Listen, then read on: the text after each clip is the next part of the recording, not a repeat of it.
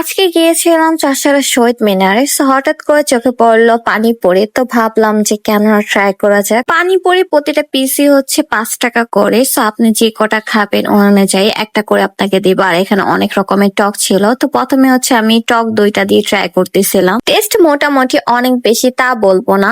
আর এখানে হচ্ছে অনেক রকমের টক ছিল, শাগা টক, সরিষা টক, আর দই টক, তারপর হচ্ছে মিষ্টি টক, এমনিতে তেঁতুল টক, জিরা পানি, এগুলো সব ছিল। তো আমি এখানে সবগুলো এক এক করে ট্রাই করেছি, শুধু আমি জিরা পানিটা ট্রাই করিনি কারণ এটা আমার একদমই পছন্দ না, তাই এটা আর ট্রাই করিনি। একটা জিনিস ভালো লাগছে যে এই মামাটা হচ্ছে হাতে গ্লাভস পরে নিছে, গ্লাভস পরে হচ্ছে পানিপুরিটা রেডি করতেছে। সো এই জিনিসটা একটু ভালো লাগছে। কে কে হচ্ছে চাষারা শহীদ মিনার এই পানিপুরিটা ট্রাই করেছে অবশ্যই কমেন্ট করে জানাও। সো এই পর্যন্তই ছিল ভিডিও ভালো লাগলে অবশ্যই লাইক কমেন্ট শেয়ার করে দেবে।